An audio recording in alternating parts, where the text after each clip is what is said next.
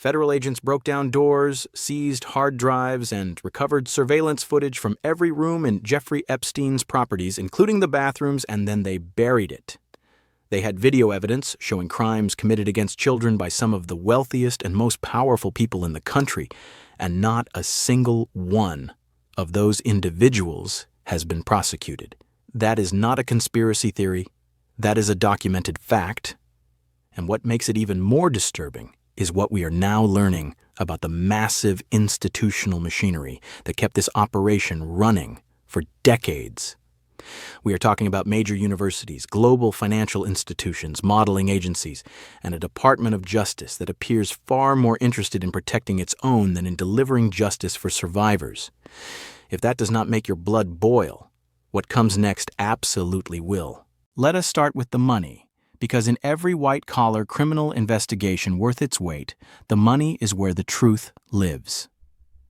Jeffrey Epstein moved hundreds of millions of dollars, possibly billions, through a sprawling network of bank accounts, investments, and financial arrangements that touched some of the most respected institutions in America.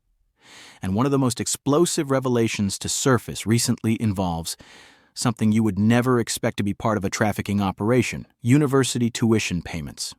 According to survivor testimony and investigative reporting, Epstein allegedly used tuition payments at schools like NYU and Columbia as a vehicle for laundering money.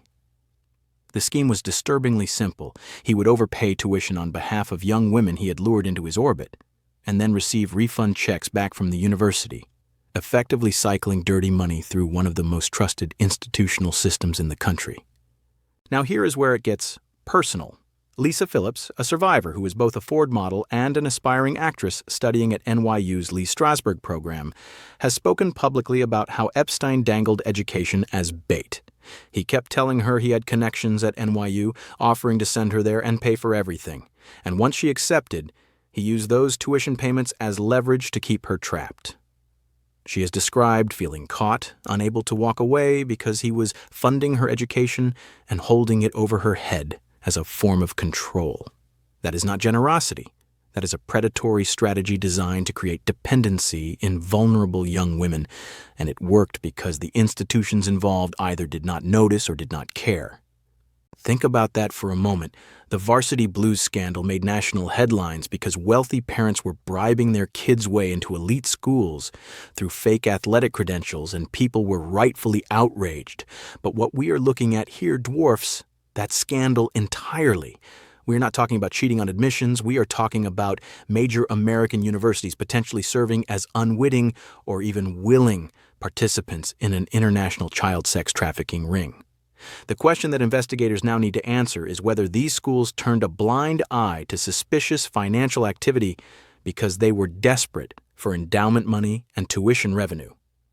Universities are perpetually hungry for cash, and when someone like Epstein comes along throwing money around with no questions asked, the temptation to look the other way is enormous. And the modeling industry was no better. Lisa Phillips has been vocal about how major talent agencies served as direct pipelines funneling young women straight to Epstein.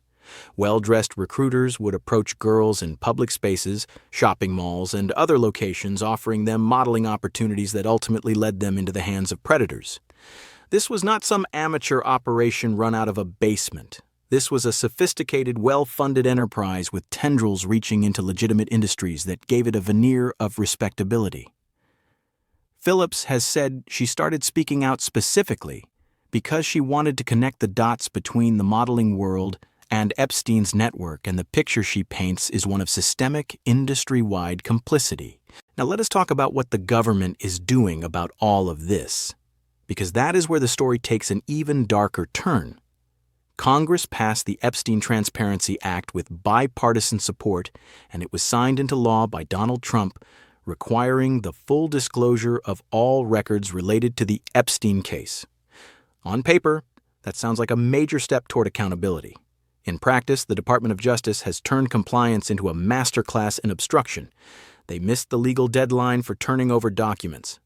They have been publicly reporting inconsistent numbers about how many files they actually possess. Independent reporting through the Midas network found references to over 5 million files in the government's own systems, yet the DOJ initially claimed only about 2 million existed. That is a discrepancy of 3 million documents that the government has yet to explain. It gets worse. The DOJ has actually been pulling documents off public websites after initially posting them, which is the exact opposite of transparency. They appear to be exploiting a loophole in the Transparency Act that allows them to withhold materials related to ongoing investigations, and legal analysts have pointed out that this exception gives them almost unlimited discretion to suppress whatever they want for as long as they want.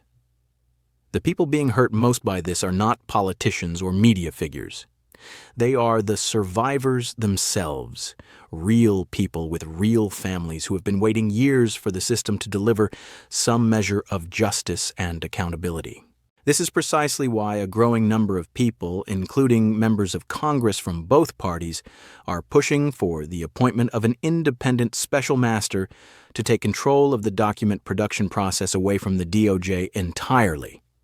Representatives from both sides of the aisle have filed requests with the federal court arguing that the Department of Justice simply cannot be trusted to police itself in this matter. A federal judge has already taken the extraordinary step of inviting Epstein's victims to come forward and formally join the proceedings, signaling that the court recognizes just how badly the government has handled this situation. The financial trail is the key to unraveling everything. When you follow the money in cases like this, it always leads back to the banks and accounting firms that process the transactions. Epstein's wealth funded the private island, the aircraft, the travel, and the promises used to lure impressionable young women into his world. Every dollar that flowed through his accounts passed through financial institutions that are legally required to flag suspicious activity, and yet, somehow the system failed catastrophically. If those banks had done their jobs, if they had performed proper due diligence when massive sums were moving in unusual patterns, the entire criminal enterprise might have been dismantled years earlier and countless children might have been spared. What we are witnessing right now is a collision between the institutional desire to protect power and the moral obligation to protect victims. The FBI sits on surveillance footage that could implicate some of the most prominent names in the world. The DOJ plays shell games with document counts and deadlines.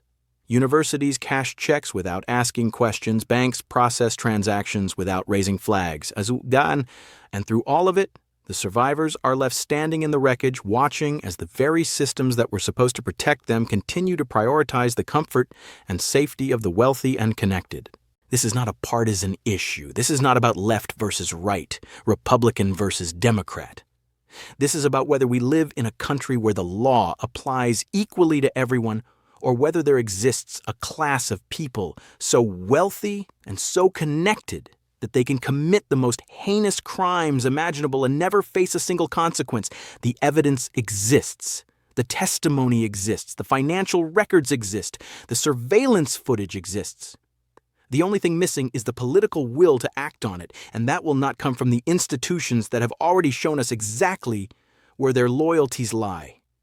It will only come from sustained public pressure, from people who refuse to let this story die, and from survivors brave enough to keep speaking their truth no matter how powerful the forces arrayed against them. If you found this information important, share this video with someone who needs to see it. Subscribe if you have not already, and make sure notifications are turned on because we will be covering every single development in this case as it unfolds. The people in power are counting on you to lose interest and move on. Do not give them that satisfaction.